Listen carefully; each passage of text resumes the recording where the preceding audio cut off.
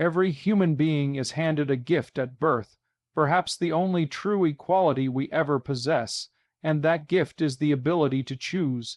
It's not evenly distributed in outcome or circumstance, but it is universally present in potential. The choice I speak of is not between the superficial decisions we make daily, coffee or tea, this job or that one, but something far deeper, more foundational. It's the choice to assume responsibility for the structure of your own life.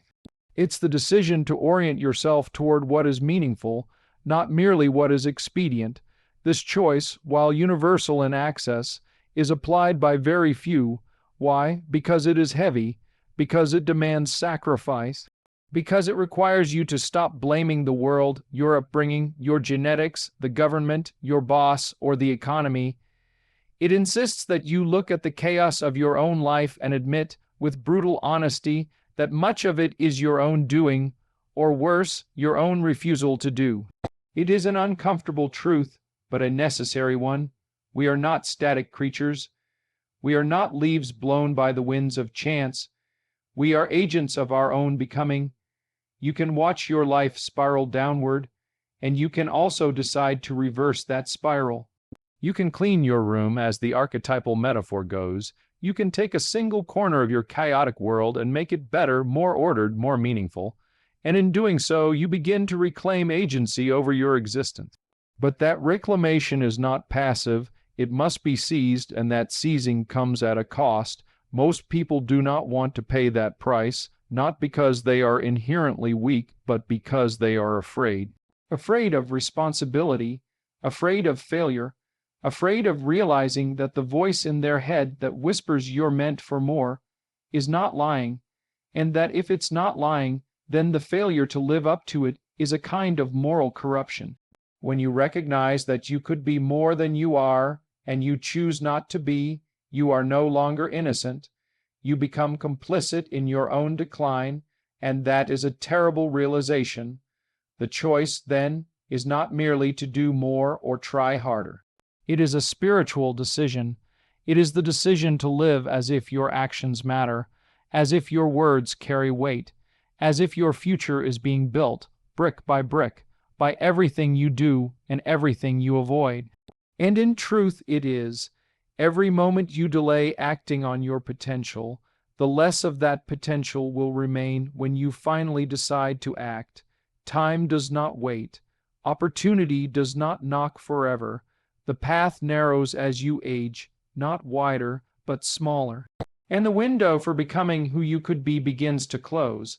So the choice we all have, the one that is always within reach but seldom taken, is not glamorous. It won't make headlines. It won't feel comfortable. But it will change everything.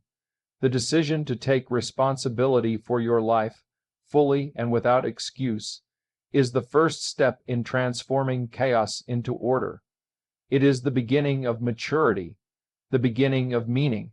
And once you make that choice, the world begins to respond in kind, not immediately, not easily, but inevitably, because you're no longer drifting, you're aiming, you're shaping your life instead of letting it shape you. And that, quietly and profoundly, is the most radical thing a person can do. There is a story we tell ourselves when life becomes too heavy to carry.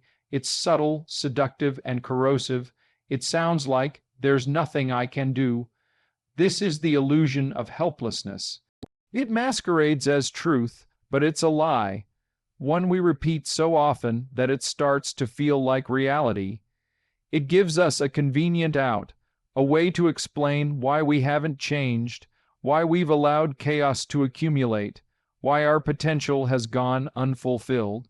The tragedy is not just that we believe it, but that we prefer it, because helplessness, while painful, absolves us of responsibility.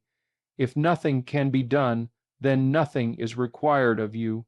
You don't have to fix your relationships.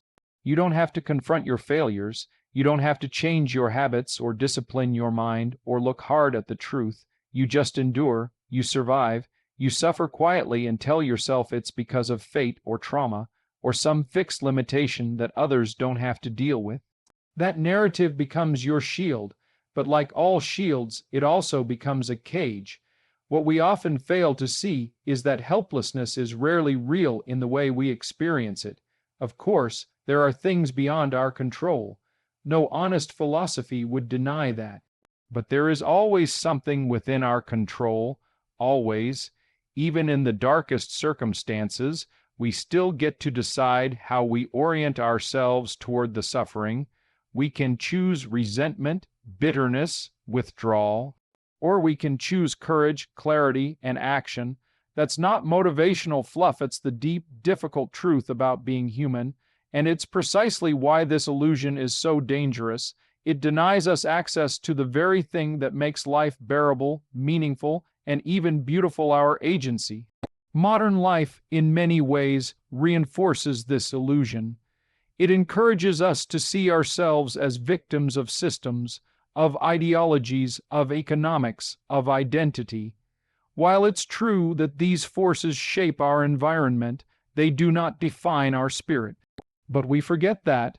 We forget that freedom isn't the absence of pressure, it's the capacity to act rightly in spite of pressure. Helplessness tells you that unless the entire world aligns perfectly for you, unless you feel ready, unless everything is fair, you can't begin. But that's not how growth works. You begin in weakness, you begin in fear, you begin in chaos, and you build strength through the choice to move anyway. One of the most painful truths a person can face is that they have more power than they admit. Because if you admit that, really admit it, then all the things you've let fall apart around you might be, at least partially, your responsibility. And that's a crushing realization, especially if you've spent years convincing yourself otherwise. But there is great hope in that pain, because if you're part of the problem, then you can also be part of the solution. The illusion of helplessness is seductive because it lets you avoid the hardest part of life, owning it. But to reject that illusion is to begin the long, often brutal process of reclaiming your agency. It means saying, I don't know if I can fix everything, but I can take one step. I can face one truth. I can clean one corner of my world. That's not nothing. That's everything, because once you realize you're not helpless, even when life hurts, then you're no longer just surviving. You're becoming, and that's where meaning lies. Not in comfort, not in avoidance, but in the voluntary, daily choice to step forward despite the weight. That is the beginning of freedom, and it's a freedom no one can give you. But you can claim it if you're willing to stop lying to yourself. Freedom is a concept we idealize, even romanticize. We speak of it as though it's the ultimate goal, the highest virtue, the undeniable right of every person. And it is, at least in principle, but rarely do we talk about what freedom actually demands of us. Not the political kind, but the existential kind, the kind that says, you are responsible for your life now. No one is coming to save you. What happens next is on you. That kind of freedom is not light. It's not easy. It doesn't feel good.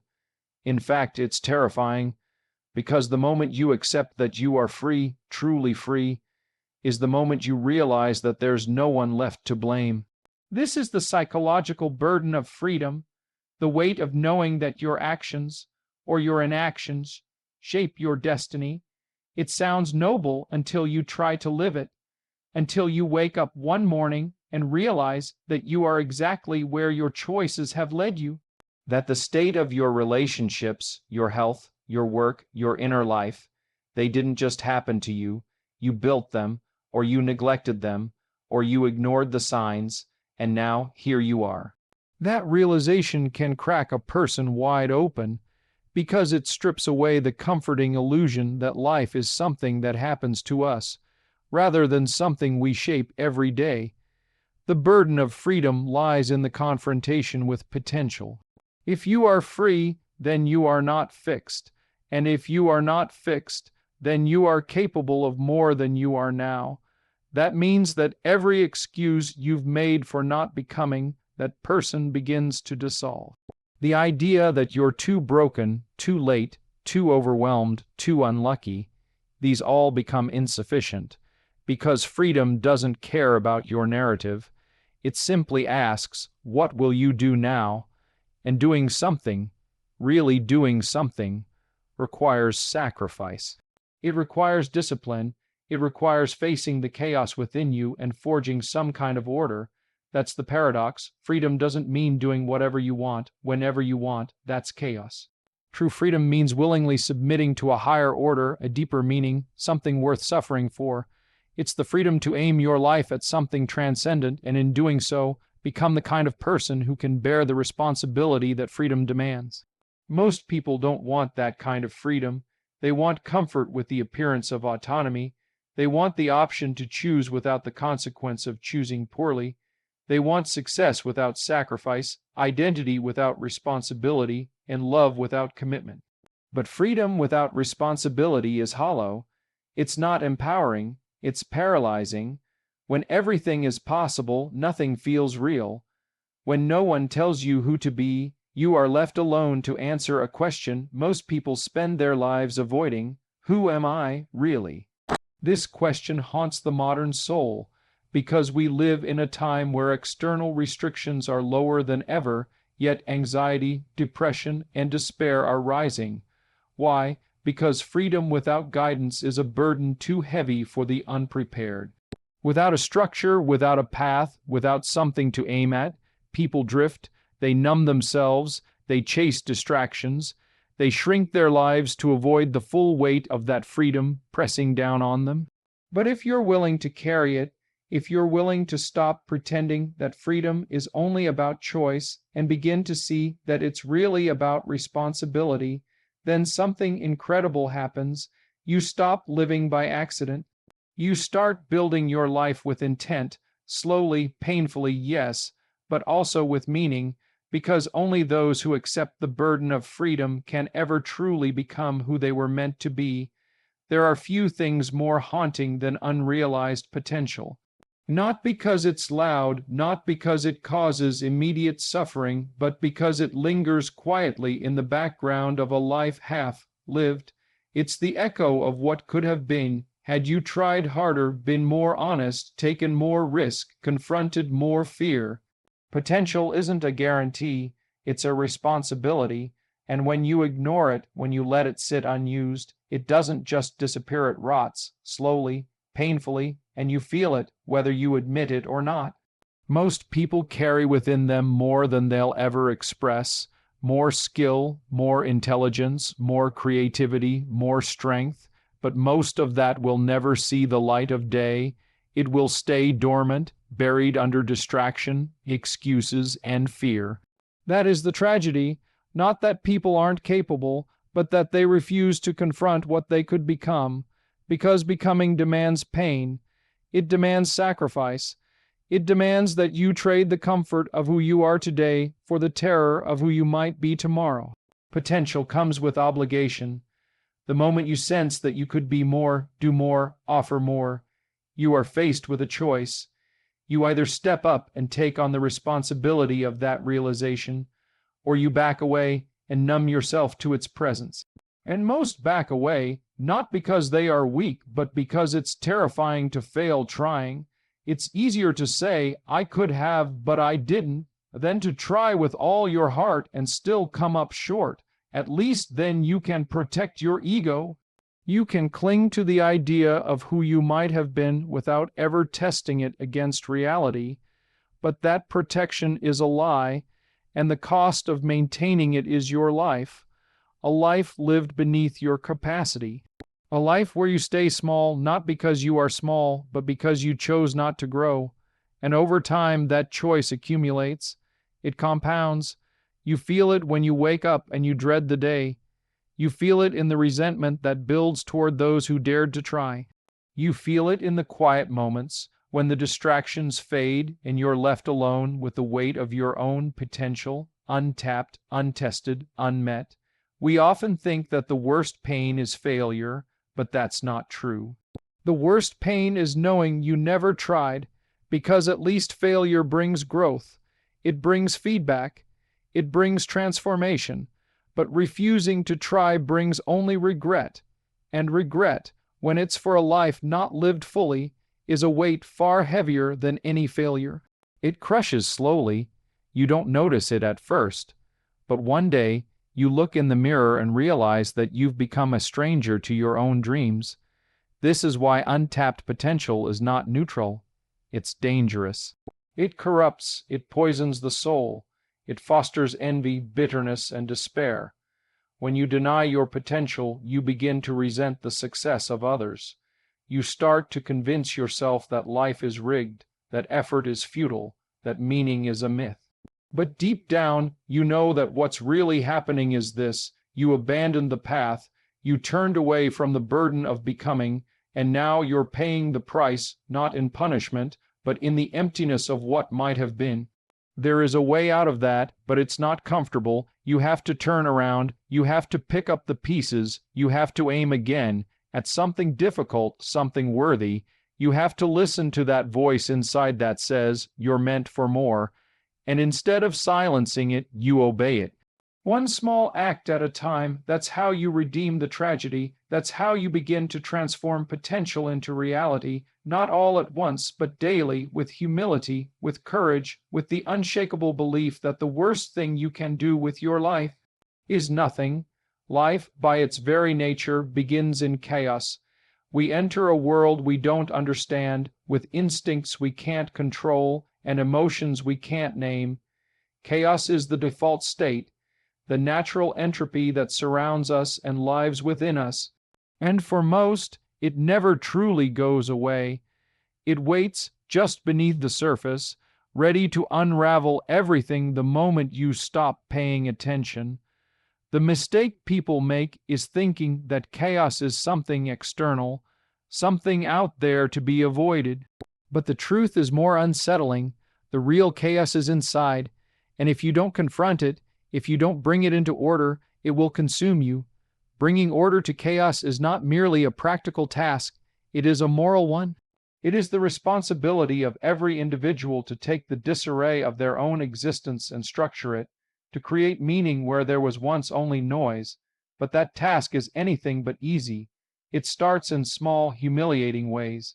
Clean your room, wake up on time, speak the truth, do what you say you're going to do. These things sound trivial, but they are the first lines drawn in the sand against chaos. They are declarations. I will not let my life fall apart unnoticed. I will face it. The reason people resist order is because it demands accountability.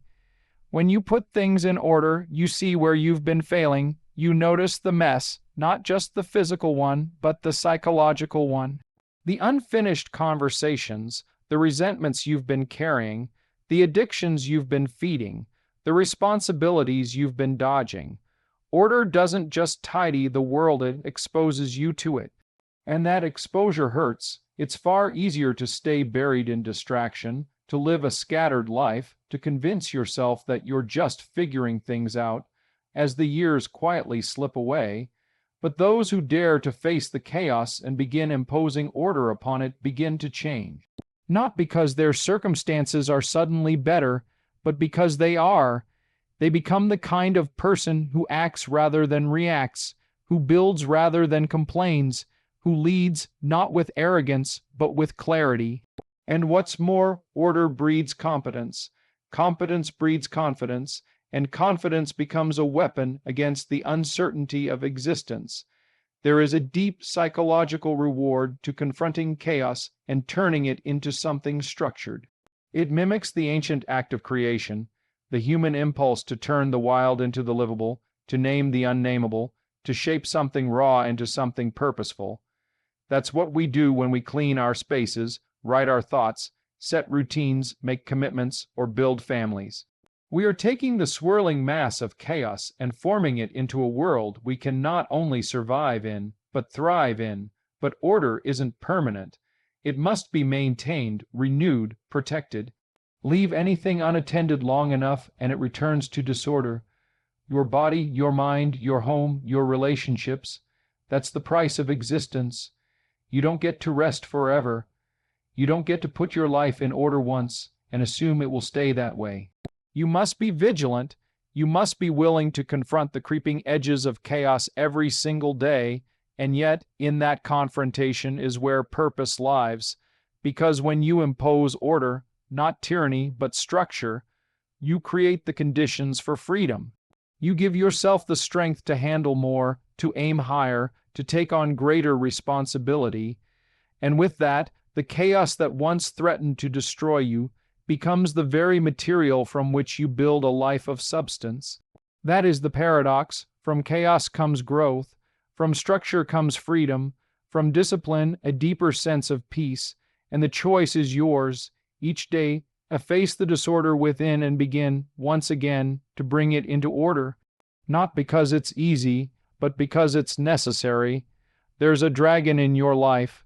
You know it's there. You've seen glimpses of it in moments of fear, procrastination, guilt, and avoidance.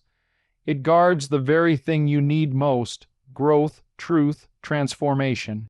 And like every myth worth retelling, the dragon isn't outside of you, it's within. It's everything you don't want to confront: your weakness, your lies, your failures, your potential. And if you don't face it, it grows. Not just in size, but in power. The longer you run, the stronger it becomes. That's the law of avoidance. What you refuse to face controls you. Most people wait until the dragon crashes through their door. When the marriage collapses, when the health diagnosis comes, when the job is gone, when life forces them to kneel, and only then, when the suffering becomes unbearable, do they begin to confront what they should have approached long ago. But the wise don't wait for destruction. They choose to face the dragon voluntarily, not because they want to, but because they know the price of ignoring it is higher than the cost of confronting it. To face the dragon voluntarily is to walk toward what terrifies you with your eyes open. It's sitting down and having the conversation you've been avoiding.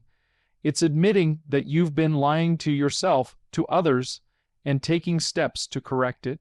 It's going back to the gym after years of neglect, apologizing when your pride screams not to, or finally applying for the job you feel unqualified for. It's doing the thing that makes your hands shake. That's the dragon, and you have to face it if you want to grow. The beauty of facing the dragon is not just in slaying it, it's in what you become through the effort. You don't come back from that encounter the same. You return scarred, maybe, but also sharper, braver, more honest, and the more you do it, the more you realize that fear is a signal, not a stop sign. It's pointing you toward what matters, toward what you've been called to confront. And once you understand that, you stop seeing fear as the enemy. You see it as the compass. The hero's journey isn't a cliche, it's a map of the soul. The descent into the dark cave, the confrontation with the monster, the return with the treasure, these are metaphors, yes, but they are also blueprints. You are meant to go into the unknown. You are meant to face something difficult. And the reward isn't safety, it's transformation. You get to become the kind of person who can bear more, handle more, give more. That's not found in the shallow waters of comfort. It's in the deep where the dragons live. Voluntarily facing what you fear doesn't guarantee success in the conventional sense. You might fail, you might fall short, but that's not the point. The point is to try, because in trying, you become something more than you were. And that becoming is the essence of meaning. That's why people who avoid the dragon never feel whole. They know they're meant for more. They feel it in their chest when they lay down at night, but they've chosen safety over sacrifice. And safety, when it becomes a pattern, slowly strangles the soul. There is no avoiding the dragon forever.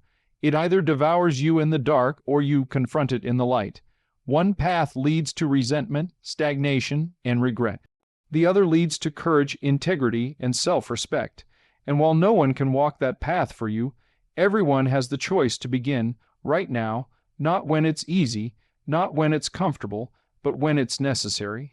Because the treasure you seek is behind the fear you avoid, and the version of you that can hold that treasure, that can carry that responsibility, will only emerge when you stop running, turn around, and face the dragon head on.